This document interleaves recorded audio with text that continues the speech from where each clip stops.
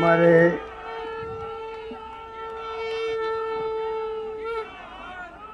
प्रदेश कांग्रेस के अध्यक्ष गोविंद दोतासा जी, हमारे पूर्व अध्यक्ष सचिन पायलट जी,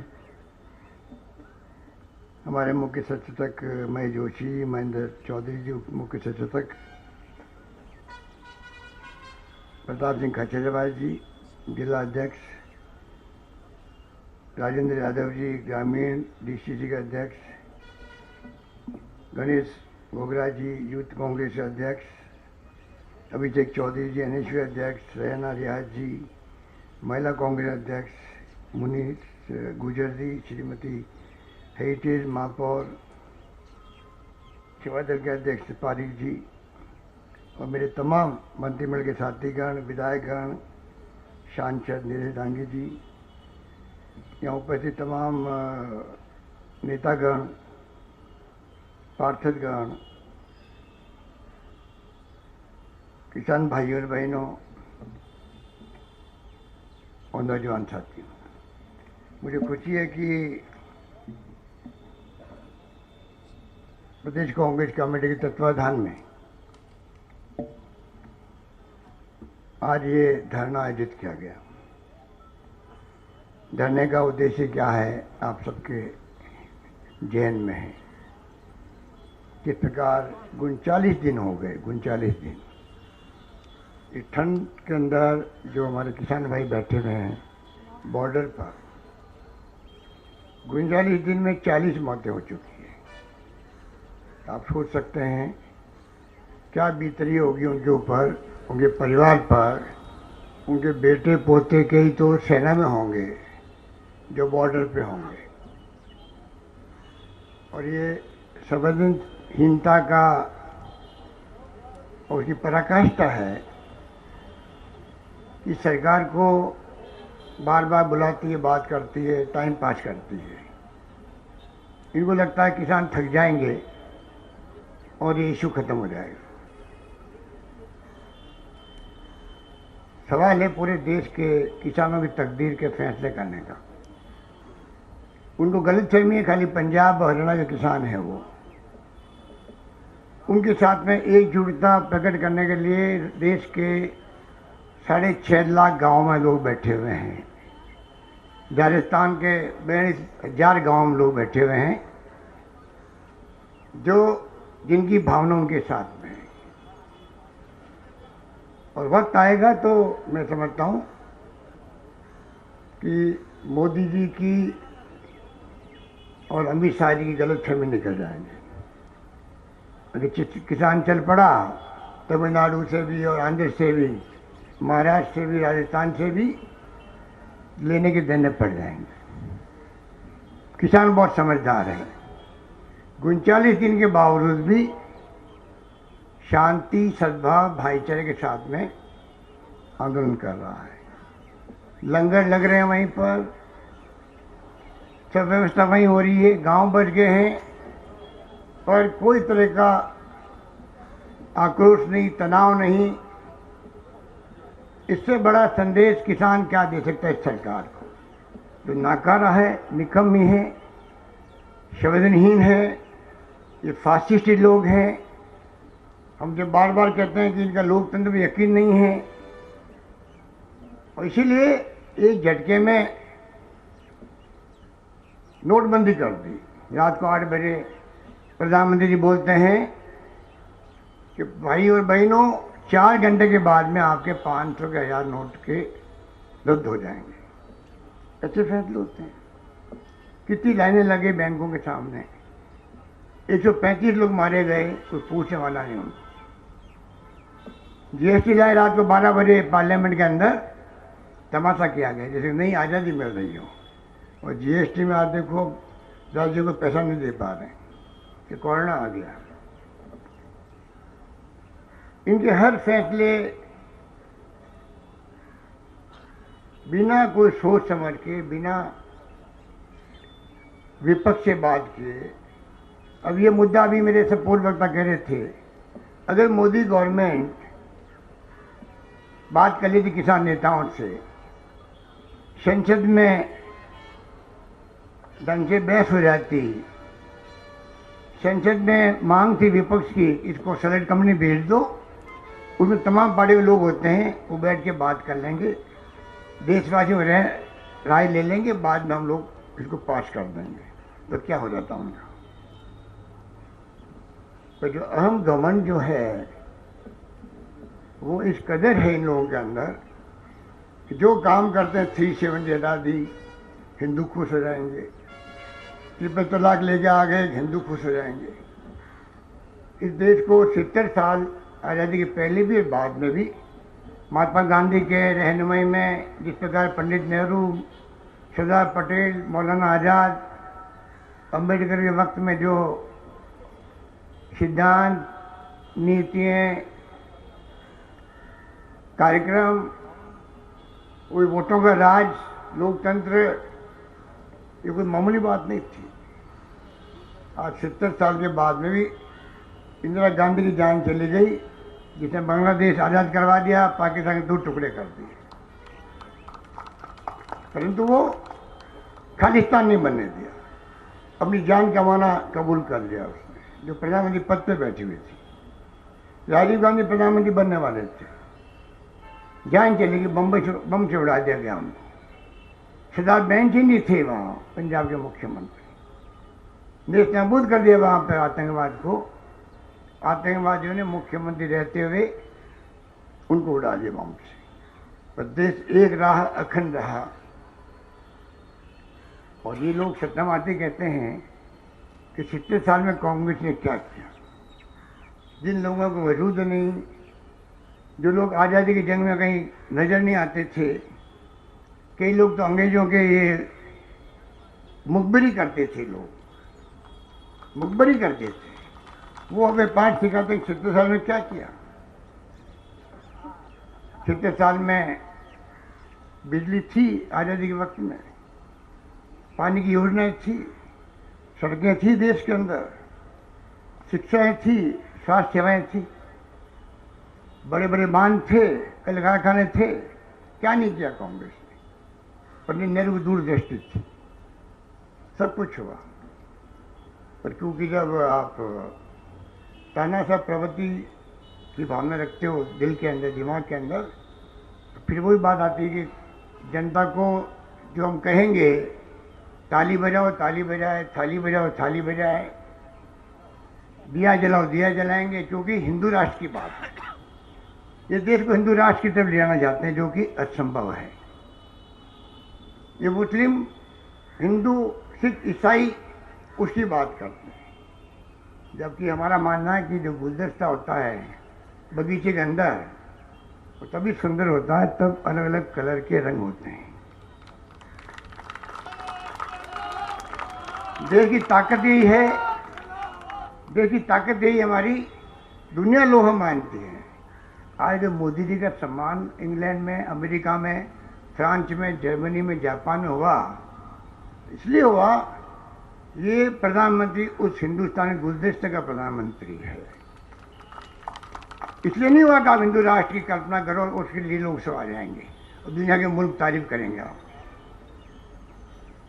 पर ये लोग बहुत फासिस्टी है। मैं आपको ईमानदारी से कहना चाहता हूँ, ये देश को बर्बाद कर रहे हैं। मैं कोई राजनीतिक बात नहीं कर रहा हूँ, ये देश को बर्बाद कर रहे हैं। ये देश को बांटते हिंदू मुसलमानों के अंदर। आने वाले वक्त में पता नहीं क्या होगा, कोई नहीं कह सकता। ये पूछो, कश्मीर के अंदर आतंकवाद 40 साल से चल रहा है। हिंदुस्तान का एक भी मुसलमान, हिंदुस्तान का, कश्मीर को छोड़ करके, क्या 40 साल में एक भी हिंदुस्तान का मुसलमान कश्मीर में पकड़ा गया क्या आतंकवादी के रूप में? पाकिस्तान के आगे होंगे आतंकवादी, कश्मीर के खुद के हो गए होंगे, अफगानिस्तान के हो गए होंगे, ईरान इराक के हो गए होंगे, हिंदुस्तान में कौन सा मुसलमान पकड़ा गया हो? फिर भी आप उनकी अग्नि परीक्षा ले रहे हो, उनको पराया बना रहे हो। अभी तो हिंदू और मुस्लिम में राष्ट्र बटा हुआ है, देश और समाज, इसलिए मेरी बातें लोगों को अच्छी भी नहीं लगेगी लोगों को। और आने वाली पीढ़ियों में इतना ये है, इस गुलदस्ते को बना के चलें, आगे बढ़ाएं, और इनकी नीति ठीक नहीं है। अब बताइए, बम्बई के अंदर महाराष्ट्र में चुनाव हुए, इनकी मेजोरिटी नहीं आई, शिवसेना अलग हो गई।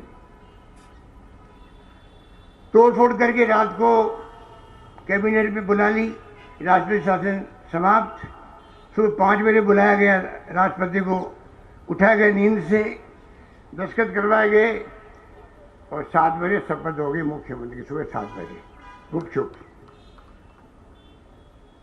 और प्रधानमंत्री जी ने 7:30 बजे ट्वीट कर दिया, बधाई हो, महाराष्ट्र सरकार बन गई कांग्रेस, वो बीजेपी के बन गए। वो हमारे साथी, क्या नाम उनका, महाराष्ट्र के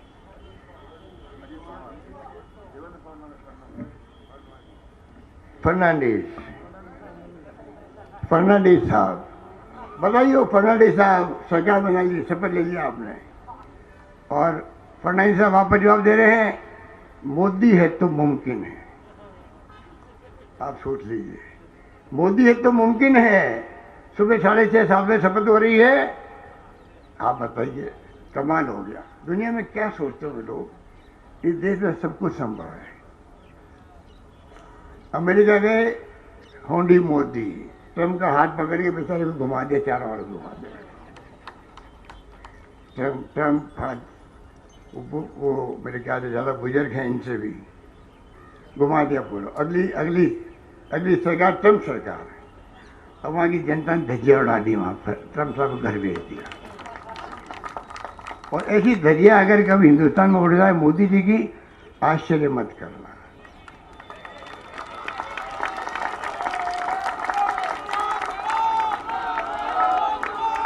पंगा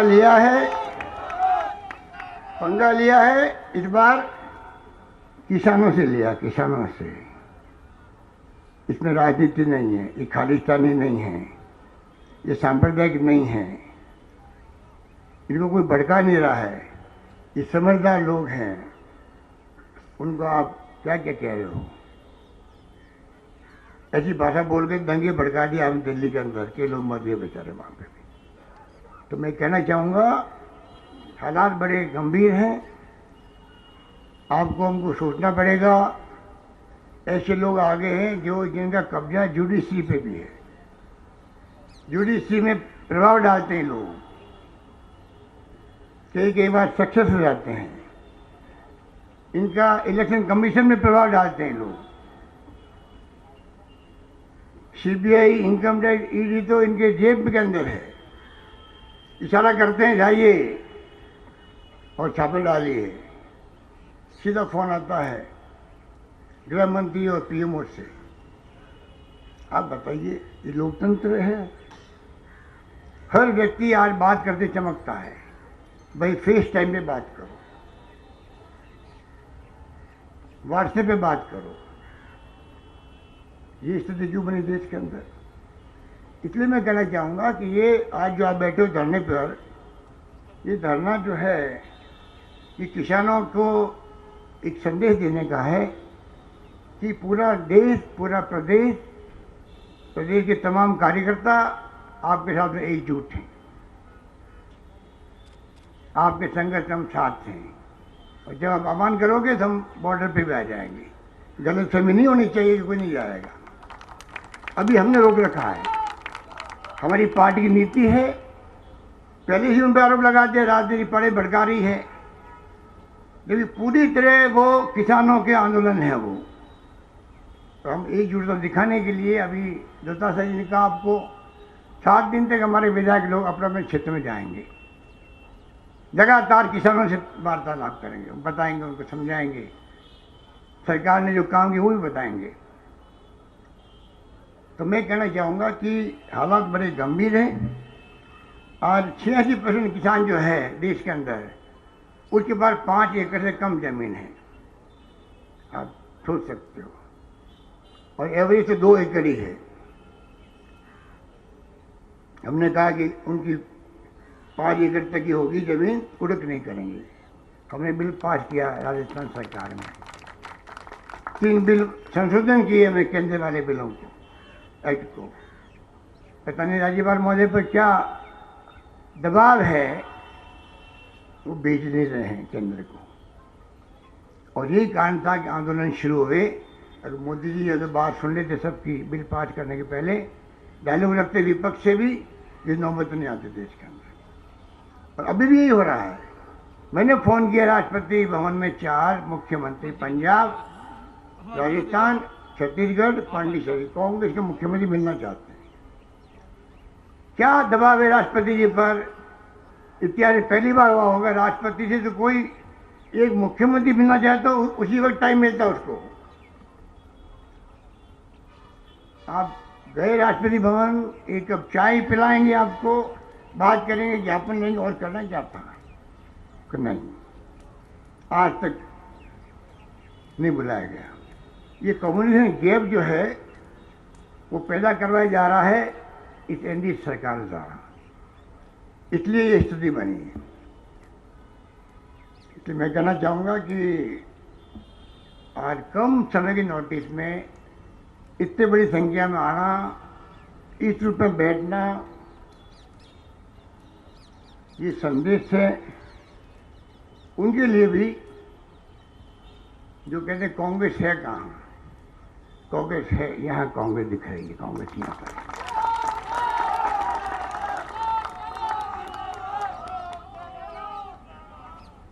इस दिल्ली के मीडिया के चक्कर में नहीं आना अपने को। ये जो मेरे सामने मीडिया वाले ले रहे हैं, हमारे शॉट ले रहे हैं, इनके चक्कर में नहीं आना है। ये तो दबाव में मोदी जी के, इनका नाम पड़ गया है गोदी मीडिया। गोदी मीडिया, गोदी मीडिया की तरह ये एक्ट करते हैं, खबरें देते हैं, क्योंकि मोदी जी के और सरकार में पूरी मॉनिटरिंग होती है। कौन सा मीडिया क्या बता रहा है, इतने घबराए हुए हैं, हमारे यहाँ छापा नहीं पड़ रहा है। इनका कसूर नहीं है, ये बेकसूर लोग हैं बेचारे, ये बहुत ही दबाव में हैं, क्या कर सकते हैं। और मैं आपको कहना चाहूँगा, इसके चक्कर में नहीं आना अपने को। न्यूज़ सुनो, न्यूज़ सुनो और विश्लेषण करो वास्तव में सच्चाई क्या है। और हिंदुस्तान के लोग चाहे अनपढ़ हो चाहे कम पढ़े लिखे हो, अक्ल और होशियारी में उनका कोई मुकाबला दुनिया के कोई मुल्क कर ही नहीं सकता। ऐसे पासा पढ़ते हैं पता ही नहीं लगता है। इंदिरा जी जैसी महान नेता हार गई, जिसे बांग्लादेश आजाद करवाया, और 2.5 साल में आप ऐसी आंधी चली वापस कि पूरे हिंदुस्तान में भारी बहुमत से वो वापस प्रधानमंत्री बनी। उस वक्त मैं भी एमपी बना, 40 साल हो गए, 42 साल हो गए। अच्छे अच्छे लोगों को इसने इस जमहूरियत के अंदर जनता ने सबक सिखा दिया, बड़े बड़े लोगों को भी। तो मोदी जी को बहुत घमंड है, अहम है। उनको लगता है कि ये जो मैं ताली बजवा रहा हूँ, थाली बजवा रहा हूँ, बैंड बजवा रहा हूँ, मैंने कहा कहीं ये देश की बैंड बजा देंगे ये लोग। इनसे बच के आना पड़ेगा हम लोगों को।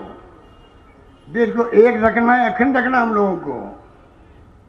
हमारे उन नेताओं ने जो जान दी, कुर्बान हुए, त्याग बलिदान किए, ऐसे नहीं किया उन्होंने। हम गुलाम थे अंग्रेजों के, 250 साल गुलाम थे। कल्पना करो आप लोग। अभी तो जिंदा है कई लोग तो उस जमाने के जो आज़ादी के वक्त में संघर्ष के साथी थे। फ्रीडम फाइटर बहुत कम बचे हैं। उनको मालूम है कि ये नहीं भाई 500 साल पहले की बात है, इतिहास की बात होगी, सही है गलत है, ऐसी बात नहीं थी। इसलिए मैं कहना चाहूँगा आपको कि आप बाकायदा दिमाग में रखें कि जिस रूप में राहुल गांधी ने शुरुआत करी ट्रैक्टर रैली से पंजाब के अंदर, हरियाणा में गए, आंदोलन शुरू हुआ और आज इस मुकाम पे पहुंच गए, 39 दिन हो गए। आपका आज का धरना जो है इतिहास बनाएगा। और मैं फिर कहना चाहूँगा, पूरे देश के अंदर गांव में कांग्रेस मजबूत है। अगर आज भी कोई राष्ट्रीय पार्टी है पूरे देश के अंदर, तो कांग्रेस पार्टी की चौकियाँ, परिवार आपको हर गांव में मिलेंगे, चाहे वो नॉर्थ ईस्ट के इलाके हों, आसाम हो, मिजोरम हो, नागालैंड हो, अरुणाचल प्रदेश हो, केरल हो, आंध्र प्रदेश हो, कोई हो, सरकार है या नहीं है, तो कांग्रेस वहां पर है। इनको पूछो कोई जानता आप लोगों वहां पर? खिलाड़ी बड़े हैं, पैसे खर्च करते हैं। इतना पैसा इन्होंने इकट्ठा कर लिया पूरे देश के अंदर, ब्लॉक में और जिले में 2-2 करोड़ रुपए की जमीनें खरीद रहे हैं, बिल्डिंगें बना रहे सब जगह एक साथ में। इनको पूछो पैसा कहाँ से आया?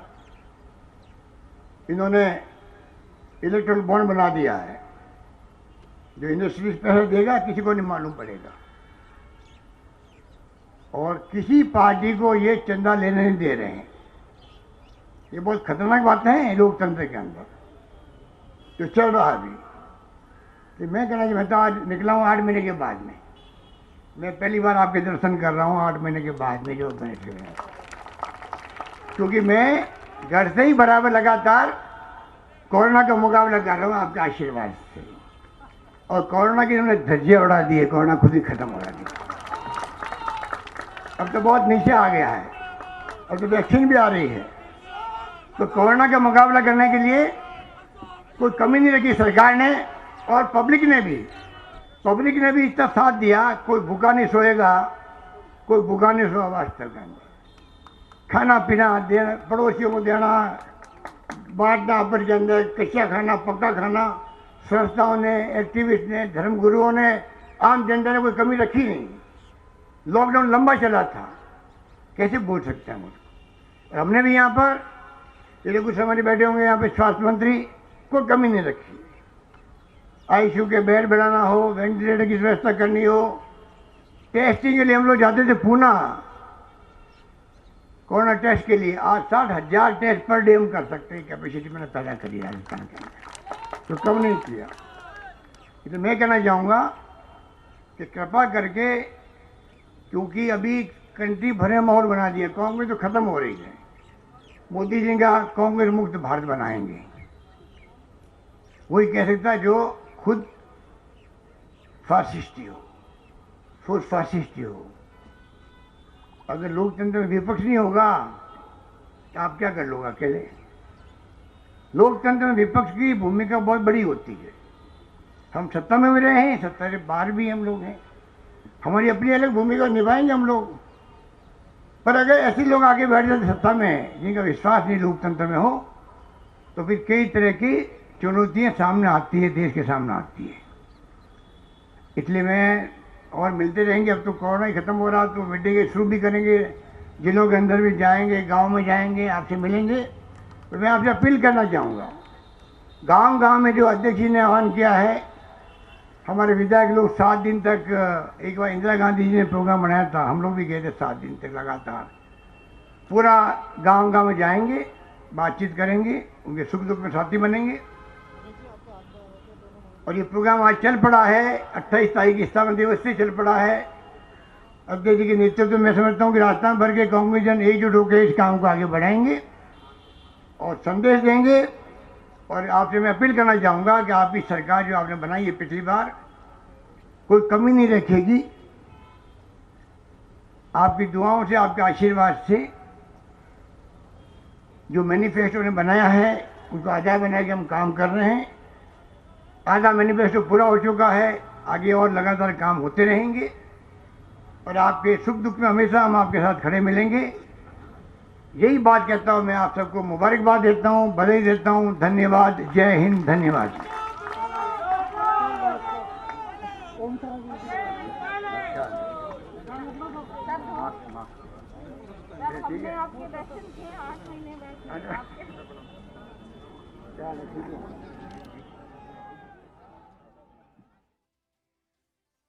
अशोक गहलोत ने किस तरह से कृषि कानूनों को लेकर केंद्र सरकार पर निशाना साधा,